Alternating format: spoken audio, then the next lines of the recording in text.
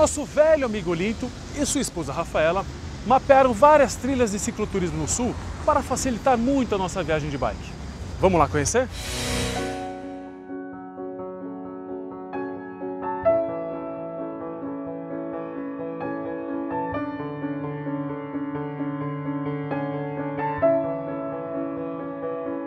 Oi amigos do Vamos Pedalar! Daqui do nosso motorhome a gente vai mostrar para vocês como foram os trabalhos de mapeamento do Guia de Cicloturismo Circuitos do Sul. Aproveitando a vocação cicloturística dos estados do Sul, a gente bolou um guia que percorre os 3 estados, Paraná, Santa Catarina e Rio Grande do Sul.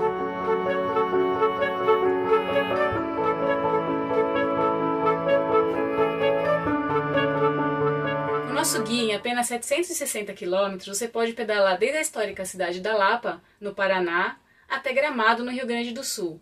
Ou então, se tiver mais tempo, você pode fazer uma viagem percorrendo vários circuitos já estabelecidos nos estados do Sul e percorrer mais de 2.300 quilômetros. Bom, a ideia do guia é a seguinte: a gente tentou aproveitar os circuitos já estabelecidos no Sul. Então lá já tem o circuito das Araucárias, circuito do Vale Europeu, circuito Costa Verde Mar, e tem a Corrida na Colônia, circuito da Dona Francisca, né? Que esse aí ainda não está bem terminado ainda, né? E tem o circuito Cascatas e Montanhas. E claro, a gente resolveu fazer um circuito nosso também. Chama Circuito 4 Passos da Serra Geral.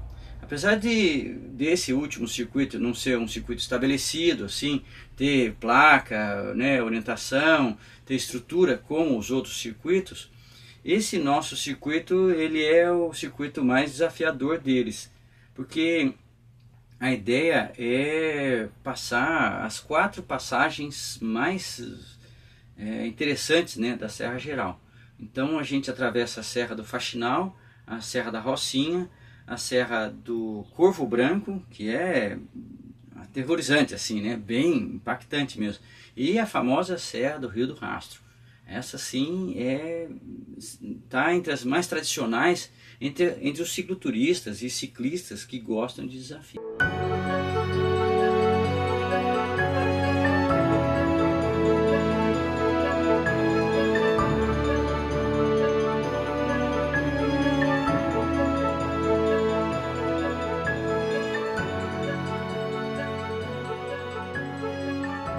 Bom, quem já gosta de bicicleta, agora você imagina você viajar de bicicleta, ou seja, você ficar um tempão pedalando, aproveitar todas as suas férias mesmo andando de bicicleta. É bem interessante, né? Você pode tanto fazer uma viagem assim, no final de semana prolongado, onde você pode passar em cidades bem estruturadas, comer bem, né? Ter todos os serviços e facilidades, como você pode fazer grandes aventuras dentro do nosso país. Para nós, eu acho que essa região, principalmente a do 4 Passos da Serra Geral, nossa, acho que é uma das serras mais bonitas do nosso país, é extremamente desafiadora. Bem, então boas pedaladas para vocês e até a próxima. Até a próxima, tchau!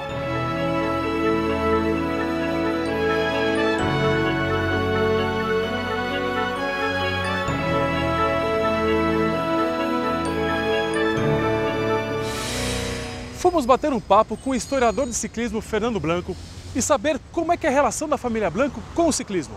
Vamos lá ver? A história da família Blanco no ciclismo, ela começa em 1930, quando meu avô Pepe chegou da Espanha e se tornou ciclista, porque era tão popular isso lá na Espanha, na terra dele, e também se tornou organizador de corridas. Aí eu, quando era adolescente, o ciclismo santista, de onde eu sou, ele estava bombando, muitos campeões brasileiros, paulistas, eram de Santos. E aí comecei a ver as fotos do avô e isso aí foi a cachaça pegou fogo em mim. Pois é, eu comecei a correr em 1977, mas logo eu descobri que cansava ser corredor de bicicleta, né? E eu me apaixonei pela coisa da organização das corridas, da técnica, da estratégia, do lado de negócio mesmo das corridas. E passei a comprar muitas revistas e livros internacionais já naquela época, porque era muito difícil de conseguir no Brasil. E me fascinava ver os belgas, os italianos, os franceses. e comparando sempre com o que a gente tinha aqui no Brasil. E aí eu fui me tornando fascinado por essa coisa. E aí hoje em dia eu tenho uma grande coleção de DVDs, de livros, de revistas internacionais. E o que eu gosto mais mesmo é da história do ciclismo.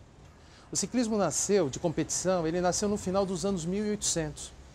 A bicicleta era uma grande inovação no mundo, que nem carro tinha motor, né? E a bicicleta surgiu antes. Então as pessoas gostavam de pedalar em Paris, em Londres, nas grandes cidades, e de repente alguém resolveu fazer uma corrida de bicicleta. E as corridas eram absurdas, elas tinham assim distâncias descomunais, tipo Paris, Brest, Paris, 1.200 quilômetros, em estradas horrorosas com bicicletas que pesavam 25 quilos. Hoje uma bicicleta pesa 7,5, então você imagina a força descomunal que um ciclista fazia há 130 anos atrás. Acontece que quem era louco a ponto de se enfiar nesse troço? Gente que já era acostumada a sofrer.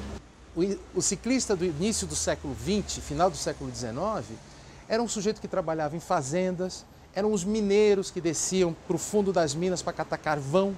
Ou seja, gente sofrida, que saía do meio do mato e que ia praticar ciclismo, porque pelo menos ele era considerado um herói na vila dele, porque ele conseguia fazer pedaladas enormes, por exemplo, correr de Bordeaux a Paris, que era a corrida mais importante do mundo, 600 quilômetros, numa pegada só, pá, 600 quilômetros. Saía de Paris, chegava em Antuérpia, na Bélgica, 800 quilômetros. Tinha as 24 horas de Roubaix, 24 horas pedalando sem parar dentro de um velódromo. 800 quilômetros de Paris, era uma outra prova dentro de Paris que os caras pedalavam 800 quilômetros sem parar. Fazia um xixi, voltava, corria. Ou seja, era um negócio absurdo para aquela época. Hoje em dia, que as bicicletas são muito mais leves, você tem a nutrição que ajuda, você tem uma série de fatores que tornam o esporte muito mais simples. Tem uma entourage muito melhor. As equipes têm massagistas, as equipes têm todo tipo de apoio para o ciclista performar bem. Naquela época, era na raça. Era fazer onde eles tomavam banho, como faziam a mecânica da bicicleta, era tudo um negócio assim medieval. E mesmo assim, nós tínhamos um ciclismo de alta competição. E para conhecer mais sobre essa fascinante história do ciclismo e sobre as atualidades também, visitem no Facebook a página Ciclismo Pro. Lá eu conto um bocado de história interessante, vocês vão se divertir. Após o intervalo, nós vamos pilotar uma bike no circuito de Interlagos. Fica com a gente já volta.